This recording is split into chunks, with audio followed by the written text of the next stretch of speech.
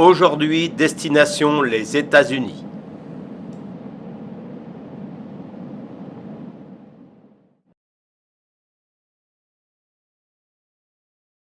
Nous allons visiter 25 parcs américains dispersés dans plusieurs États tels que le Nevada, l'Utah, l'Arizona et le Colorado. Tous ces parcs se trouvent dans un périmètre appelé le Cercle Rouge. Nous commencerons notre voyage par Las Vegas. Ensuite, nous visiterons le parc de Red Rock, la vallée de la mort. Après cette fournaise, nous irons à Zion, puis au Grand Canyon Nord. Nous redescendrons en altitude vers le lac Powell, sans oublier le parc Antelope avec ses magnifiques couleurs. Sur la route, nous traverserons le parc de Sand Dunes, celui de Cedar, et bien sûr Bryce Canyon.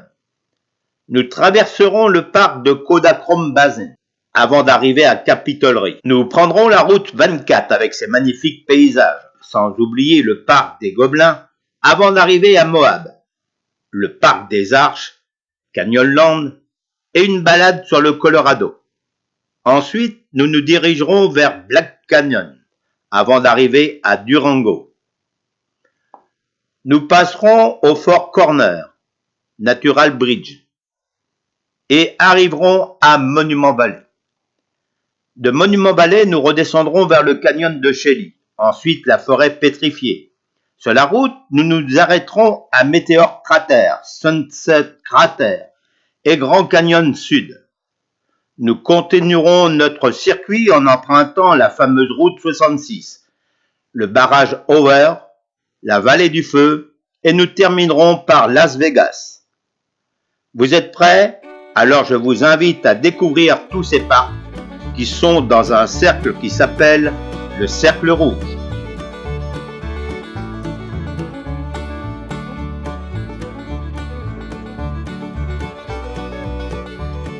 Non, nous ne nous sommes pas trompés de destination. Vous n'êtes pas à Paris, mais bien à Las Vegas, ville où tout est copié à la perfection.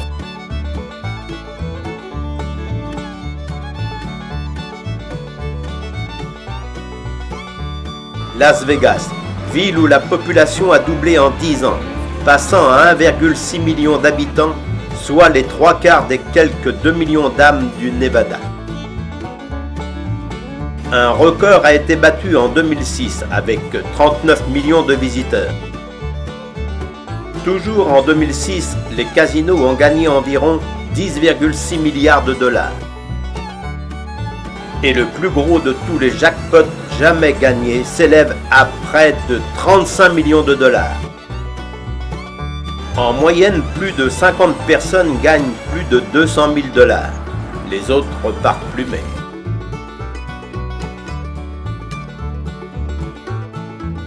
Les hôtels casinos s'emploient à distraire le public, afin qu'il entre jouer au casino.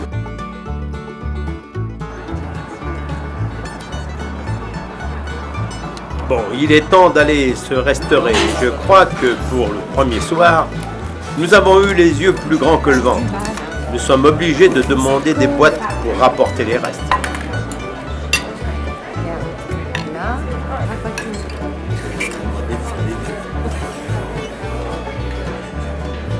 Dans la rue. On va essayer de faire comme ça.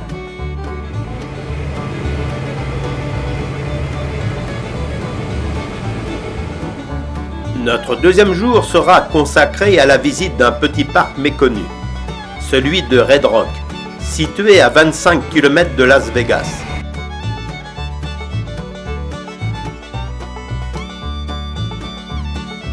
Comme d'autres sites du même genre, ce superbe canyon aux couleurs flamboyantes et aux dunes pétrifiées risque d'être victime de son succès.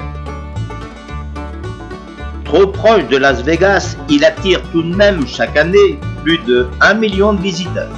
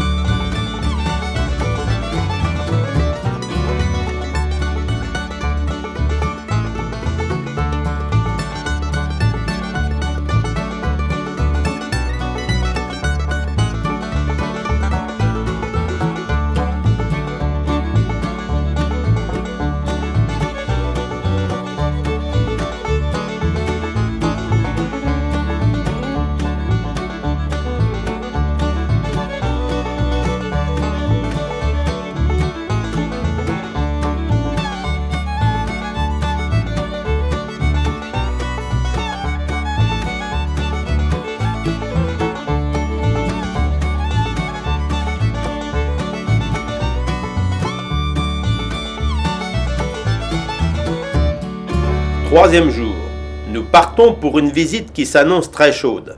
La visite du parc de la vallée de la mort. Ici, la température peut monter jusqu'à 55 degrés à l'ombre. Mais voilà, il n'y a pas d'ombre. Difficile d'imaginer que, à l'époque glaciaire, le fond de cette vallée brûlée par le soleil était occupé par un lac de 190 km de long et 180 mètres de profondeur encadré de montagnes. En décembre 1849, cette vallée fut le théâtre d'un drame qui lui valut son nom. Un groupe de pionniers, en route vers l'ouest, s'engage dans ces terres arides, croyant prendre un raccourci. Prisonniers de ce bassin désertique salé, ces hommes, femmes et enfants vont vivre un mois d'enfer, contraints d'abandonner leurs chariots et bétail. Parti seul pour chercher de l'aide, le capitaine Cuverwall mourut en chemin. Ce fut la seule victime de cet épisode.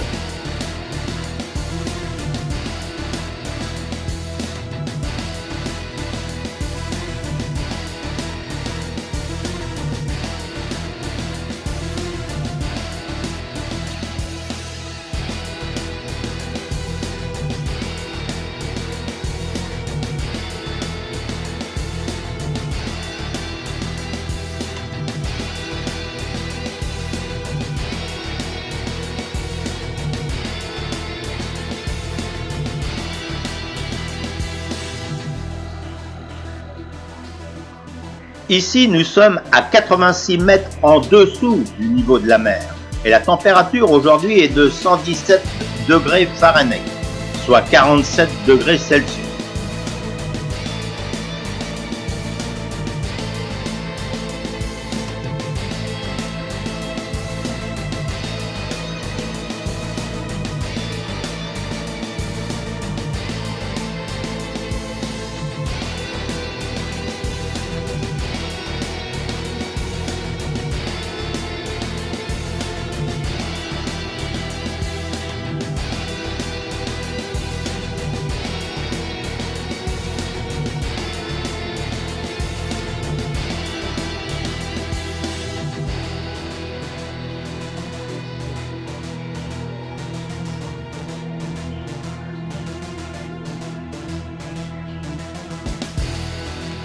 En 1880, le Français Isidore Daunet découvre dans la vallée d'importants gisements de borax.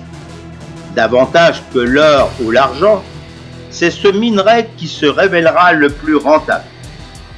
Quelques mines furent exploitées jusqu'en 1930, puis cessèrent leur activité faute de rentabilité.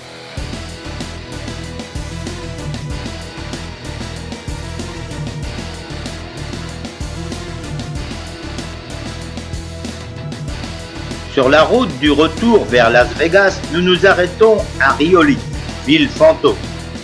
Il ne reste plus que des pans de murs dispersés dans les champs. Une seule curiosité, cette maison datant de 1910, aux murs complètement recouverts de bouteilles de bière. Il y en aurait 50 000.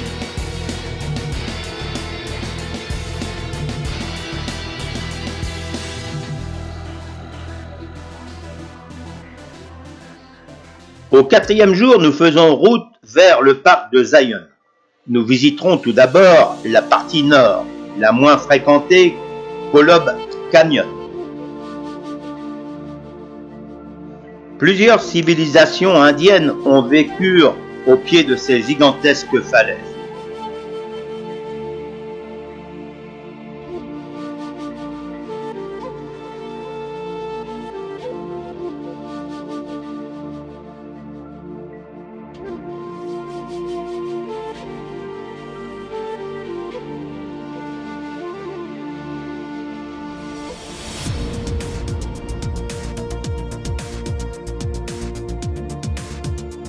La deuxième partie du parc se situe plus au sud. Elle est la plus visitée.